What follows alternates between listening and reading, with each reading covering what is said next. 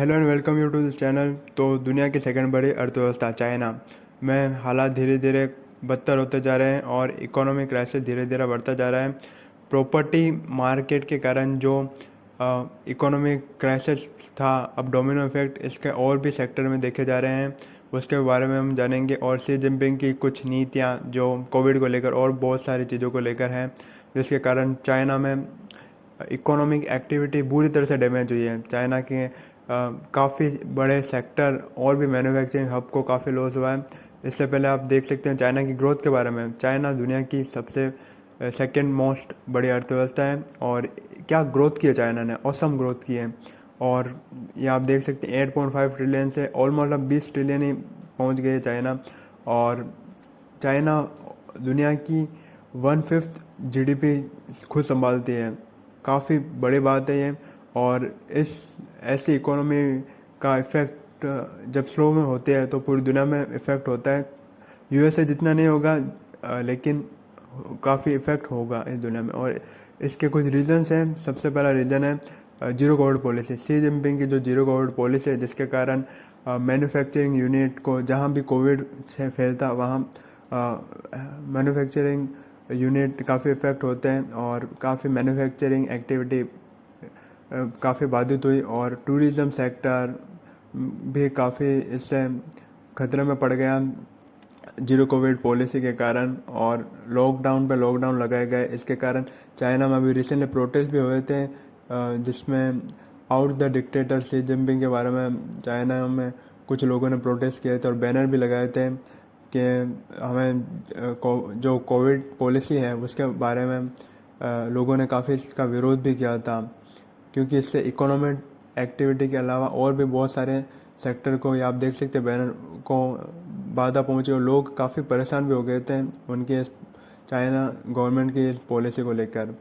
और इससे food sector जो रेस्टोरेंट है, ट्रेवल के है, ट्रेवल एंड टूरिज़्म, इनको भी काफ़ी बाधा पहुंची, जिसके कारण ओवरऑल एक्टिविटी चाइना में धीरे धीरे कम होने लग गई। और चाइना में सेकंड रीज़न ये भी है कि गवर्नमेंट ज़्यादा कुछ कर नहीं रही। अगस्त में इंफ्रास्ट्रक्चर को बूस्ट देने के लिए और प्रॉपर्टी मार्केट से निकालने के लिए अराउंड 230 बिलियन डॉलर का पैकेज दिया, लेकिन वो इतना इफेक्टिव नहीं है क्योंकि और भी ज़्यादा इन्वेस्टमेंट की ज़रूरत है। और बैंक को लोगों को और ज़्यादा पैसा प्रोवाइड कराने की ज़रूरत है, जो चाइनीज गवर्नमेंट ऐसे कर नहीं रही और इसके कारण प्रॉपर्टी क्राइसिस हो रहा है। और टैक्स इनिशिएटिव भी देने चाहिए जिससे लोग प्रॉपर्टी में इन्वेस्ट कर सकें। और जिसके कारण अब प्रॉपर्टी क्राइसिस भी बढ़ता जा रहा है। लोग मोर्टगेज पेमेंट दे नहीं रहे क्योंकि उन्हें लग नहीं रहा कि उनके घर बन पाएंगे, कंप्लीट प्रोजेक्ट हो पाएंगे, इसलिए लोग मोर्टगेज पेमेंट नहीं दे रहे और इकोनॉमिक क्राइसिस बढ़ता जा रहा है। और जिसके कारण बड़े बड़े जो डेवलपर हैं वो डिफ़ॉल्ट करते जा रहे हैं और बैंक पे से क्राइसिस बढ़ता है। और इकोलॉजिकल फैक्टर्स भी हैं। चाइना में सीवेज ड्रॉट बढ़ता जा रहा है, जिससे इलेक्ट्रिसिटी लोग ज़्यादा कंज्यूम करते जा रहे हैं और इसके कारण इंडस्ट्रियल जो यूनिट्स हैं उनको इतनी इलेक्ट्रिसिटी में काफ़ी कमी महसूस हो रही है, जिसके कारण काफ़ी मैन्युफैक्चरिंग यूनिट्स को भी प्रॉब्लम आ रही है। तो इकोलॉजी जो चाइना में सीवियर हीट वेव है, इसके कारण भी चाइना की इकोनॉमिक एक्टिविटी को काफ़ी मतलब नेगेटिव इम्पैक्ट हुआ। और ये आप देख सकते हैं टेक जायंट के खिलाफ जो आप देख सकते हैं टेंसेंट और एलीबाबा, जो एक तरह से क्राउन जूल है चाइना के टेक सेक्टर का, उस पर शी जिनपिंग की जो पॉलिसी है वो उन्होंने काफ़ी बिलियंस ऑफ डॉलर का इन कम केवल इन दोनों कंपनी को भी मिला लो तो काफ़ी बिलियंस ऑफ डॉलर का लॉस हुआ है। इन्वेस्टर इनसे निकल कर दूसरी कंपनी में इन्वेस्ट करने लगे, बाहर की कंपनी में। और और अलीबाबा जो आप जानते हैं कि जैक मा की कंपनी है, शी जिनपिंग ने काफ़ी अपने स्टेप से रेगुलेट करने की कोशिश से इन्हें काफ़ी बिलियंस ऑफ डॉलर का लॉस दिया है। और और धीरे धीरे इन्वेस्टर बाकी सारे देशों में भी इन्वेस्ट कर रहे हैं। चाइना में उनका इतना इंटरेस्ट रहा नहीं, क्योंकि चाइना की जो शी जिनपिंग की पॉलिसी है वो काफ़ी अजीब, वो गरीब है, वो ज़्यादा मोनोपोली को पसंद नहीं करते हैं। इसीलिए काफ़ी सारी कंपनी पुल आउट कर रही है और इंडिया और वियतनाम में अपना इन्वेस्टमेंट की अब प्लानिंग कर रही है। ये आप देख सकते हैं चाइना में क्रैकडाउन किया गया इस क्रैकडाउन के कारण चाइना में एक जॉब क्राइसिस भी बढ़ता जा रहा है। जॉब क्राइसिस के कारण हज़ारों यूथ अनएम्प्लॉयमेंट होते जा रहे हैं और इससे अब चाइना की इस क्राइसिस इंडिया को भी एक आपदा में एक अवसर मिल रहा है।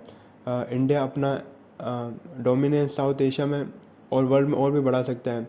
अपना इंडिया को मैन्युफैक्चरिंग हब अभी बनाने का टाइम और नेपाल, बांग्लादेश, श्रीलंका में और इंडिया इन्फ्लुएंस बढ़ा सकता है क्योंकि चाइना अभी इकोनॉमिक क्राइसिस में बढ़ा है। इंडिया इकोनॉमिक एड दे के इन कंट्री में और अपनी सॉफ्ट पावर बढ़ा सकता है और मैन्युफैक्चरिंग इंडिया धीरे धीरे मैन्युफैक्चरिंग हब भी चाइना को रिप्लेस करने की कोशिश कर सकते हैं। इसके लिए गवर्नमेंट कुछ स्टेप्स भी ले रही है और धीरे धीरे चाइना से जो एक्सपोर्ट्स है उसे भी कम करने के बारे में रिप्लेस करने के बारे में गवर्नमेंट प्लान कर रही है। ये आप देख सकते हैं $1.2 ट्रिलियन का प्लान है जिससे चाइना की फैक्ट्री स्नेच कर सके इंडिया और ग्लोबल इन्वेस्टमेंट बढ़ा सके और इंडिया अपने एक्सपोर्ट्स को भी बढ़ा सके और चाइना पर निर्भरता भी कम कर सकते हैं। तो thank you for watching, God bless you all.